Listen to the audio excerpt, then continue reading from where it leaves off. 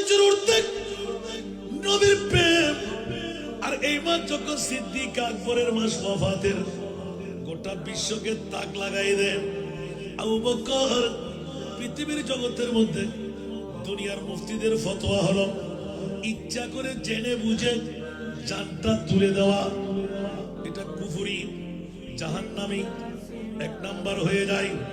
আর আল্লাহ ফতোয়া দিয়ে দিলেন, জিবরিল দৌড় দিয়ে যাও না, আমার মুস্তাফার নূরানি ঘুম মুবারক সর্ফ 1 বার 2 বার 3 বার সমস্ত করতে কোশিশ করে দেখলেন সিদ্দিকের বেলায়েতের পাওয়ার হাত স্বাভাবিক ভাবে লাগাও। সর্ফ বলতে লাগলেন 1350 বছর বয়সী সর্ফ। এত টোস দিয়ে দেখলাম কোন প্রকারে একটা করতে নাড়াও খুলতে পারলাম না। শেষ পর্যন্ত পায়ের গোড়ালি নিজের ইচ্ছে অনুপাতে দাম দিলাম, বিস্ফোরক করলাম না, কোন অবস্থাতেই খুলে না। সিদ্দিক আকবরের ঈমান। আবু বকর প্রথম প্রশিক্ষণ দেয়, আমার নবী জিজ্ঞাসা করে, আবু বকর এই গর্তটা কোন মুজি জন্তুর কিনা? সুবহানাল্লাহ বলেন না। আবু বকর মুজি জন্তু বললেন না, ইয়া রাসূলুল্লাহ আমি সাফাই করে ফেললাম। তাহলে আমার নবী জানে এই গর্তটা হলো 1350 বছর বয়সী সর্বের ঘাট। ও নবী প্যারে নবী, দোনো জাহাঁ কা বাদশাহ। ঠিক না? বড় করে গান নারী বইন না। ও নবী প্যারে নবী, জব দোনো জাহাঁ কা बादशाह, जिसने उनकी हुस्नो कहा, जिसने उनकी हुस्नो कहा, जन्नत का मेहमान हो गए। जग में जब आए मोहम्मद, इस्लाम जिंदा हो गए। भूतों ने सब कलमा पढ़ा, काफिर मुसलमान हो गए। जग में जब आए मोहम्मद, इस्लाम जिंदा हो गए। ठीक ना? वो नबी प्यारे नबी, महबूब है अल्लाह का, जिसने उन्हीं पैदा किया, जिसने उन्हीं पैदा किया, खुद वो भी शैदा हो गए। जग में जब आए मोहम्मद, इस्लाम जिंदा हो गए। जग में जब आए मोहम्मद, इस्लाम जिंदा हो गए। বন্ধুরা, সিদ্দিক আকবরকে জিজ্ঞাসা করে দেখেন আমার নবীর প্রেম কাকে বলে। সিদ্দিক আকবর ঘোষণা দিয়ে শুনিয়ে দিলেন, জানাই দিলেন, ব্যক্তিকে বুঝাই দিলেন। সুবহানাল্লাহ, আরো জোরে। আলা হযরতের কলম। সিদ্দিক বল के गार पे जाओ उस पे दे चुके।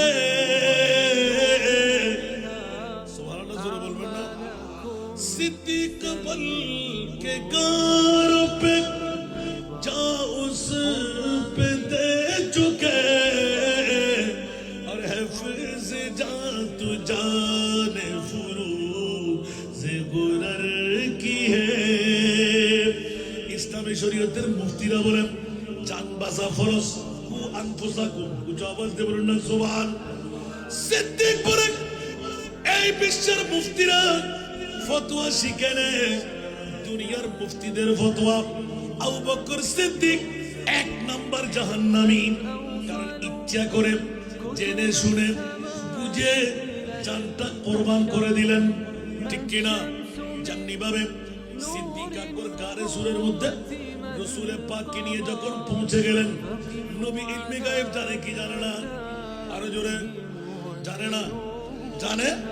যারা বলে নবী গায়েব জানে না, ওরা দাড়িওয়ালা, ওরা ফাগরিওয়ালা, ওরা টুপিওয়ালা, ওরা পাঞ্জাবিওয়ালা, ওরা মিসওয়াকওয়ালা, ওরা ঢিলাওয়ালা, ওরা জুব্বাওয়ালা, কফারের দাগওয়ালা, হাঁটুতে জটওয়ালা, আসে না নাই? ওরা ইমানেরও চোর, কোরআনেরও চোর। আমার মাহবুব নবী এলান দিলেন, আবু বকর রে, সাফাই করলে কিনা কোন মুজি জন্তুর এই কারা কিনা?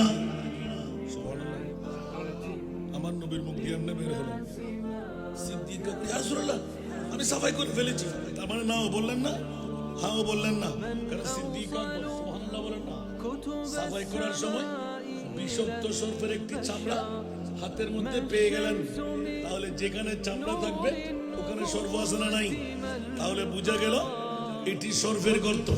উচ্চ আওয়াজ দিয়ে বলবেন না সুবহানাল্লাহ। বাবা মনোযোগ, কেউ কথা বলবেন না, তাকে কথা বলতে দেখবো, তাকে জিজ্ঞাসা করবো। আমি দীর্ঘক্ষণ ওয়াজ করবো না, কারণ এত রাতে গভীরতার দীর্ঘক্ষণ ওয়াজ করলে ক্যাসেট ফিরে ধরবে না।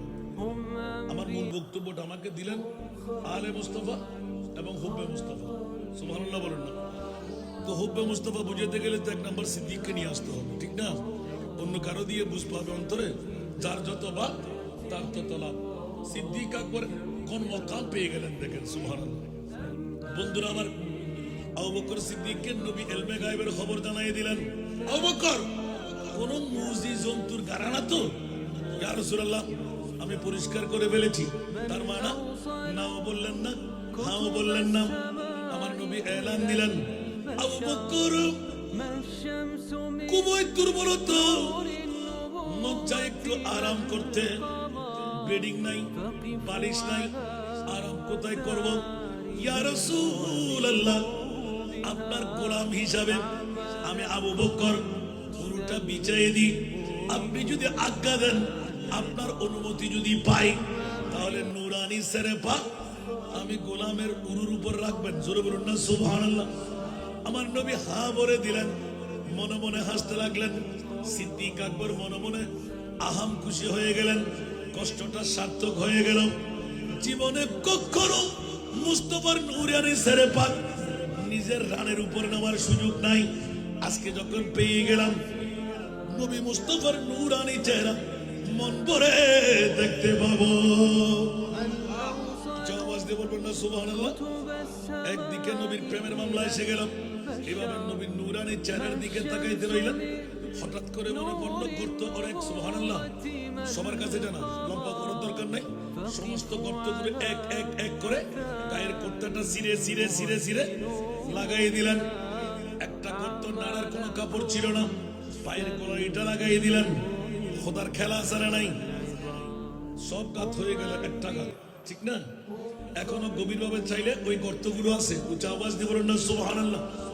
বন্ধুরা, গোটা মক্কা মদিনা চষে বেড়াইলেও আমার নুরানি রাসূলের নুরানি কদম, শরীর মুবারক বাজাব, বডি বাজাব, ঘাম মুবারক বাজাব, অন্য কোন জায়গা নাই। মাত্র একটি জায়গা এখনো বেঁচে আছে, সেই জায়গাটার নাম হলো গারে সোর।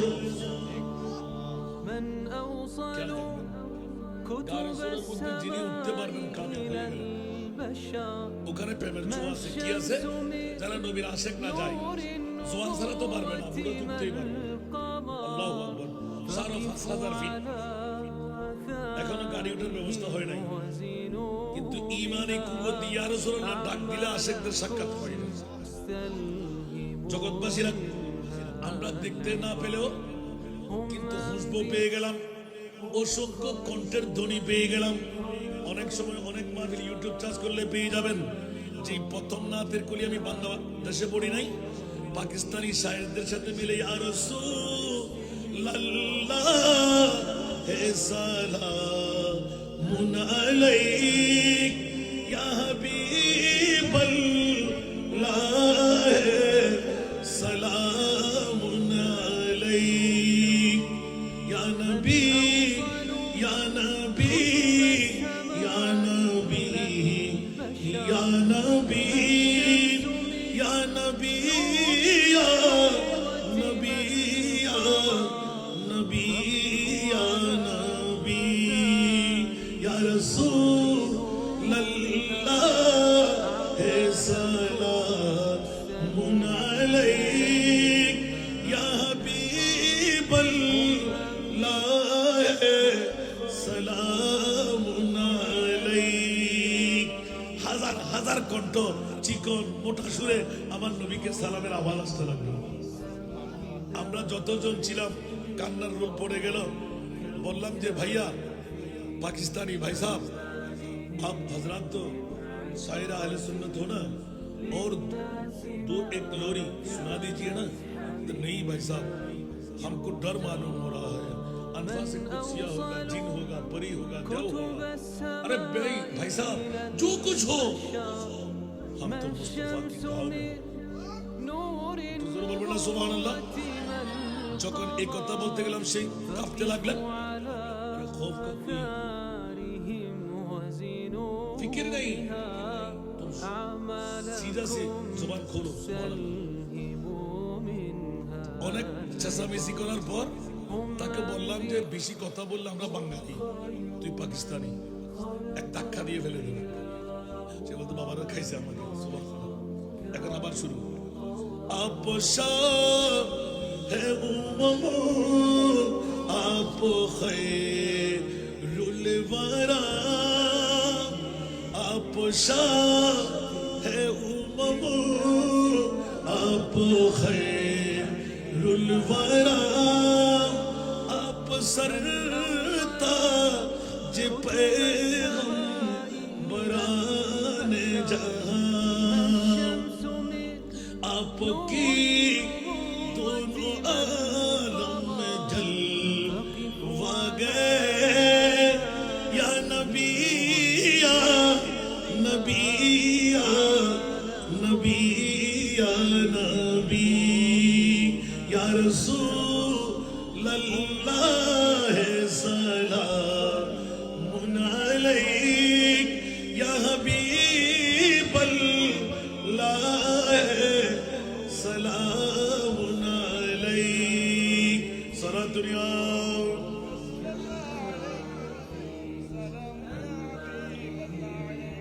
কি বাবারা কষ্ট লাগে? আমাকে দিলেন হুব্বে মুস্তাফা, উচ্চ আওয়াজ দিয়ে বলুন না সুবহানাল্লাহ। সিদ্দিক আকবর প্রেমের ধারা নিয়ে বন্ধুরা স্বয়ং কানে শুনলাম। এখনো নবীর নুরানি বডি লাগা, নুরানি ঘাম মুবারক লাগা, প্রেমের চুট দিয়ে চোখ বন্ধ করে অনেকে নামাজ আদায় করে।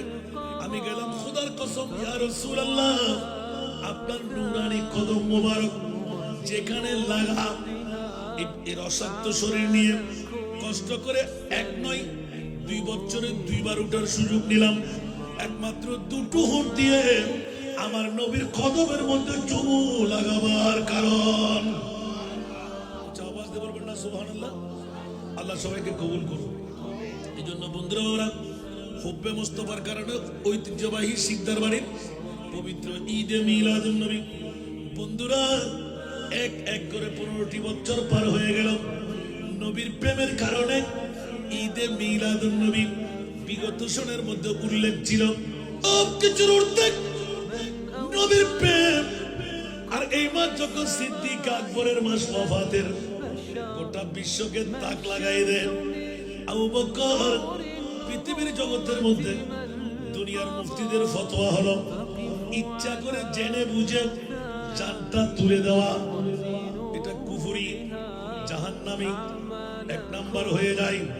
আর আল্লাহ ফতোয়া দিয়ে দিলেন জিবরিল দৌড় দিয়ে যাও না, আমার মুস্তাফার নূরানি ঘুম মুবারক সর্ব 1 বার 2 বার 3 বার সমস্ত গর্ত কোশিশ করে দেখলেন। সিদ্দিকের বেলায়েতের পাওয়ার হাত সাদাবি ভাবে লাগাম। সর্প বলতে লাগলেন 1350 বছর বয়সী সর্প। এত টোস দিয়ে দেখলাম কোন প্রকারে একটা গর্তের নাড়াও খুঁজতে পারলাম না। শেষ পর্যন্ত পায়ের গোড়ালি নিজের ইচ্ছে অনুপাতে তাপ দিলাম, বিস্ফোরক করলাম না, কোন অবস্থাতেই খুলে না। সিদ্দিক আকবরের ঈমান। আবু বকর প্রথম প্রশিক্ষণ দেয় আমার নবী জিজ্ঞাসা করে, আবু বকর এই গর্তটা কোন মুজিজন্তুর কিনা? সুবহানাল্লাহ বলেন।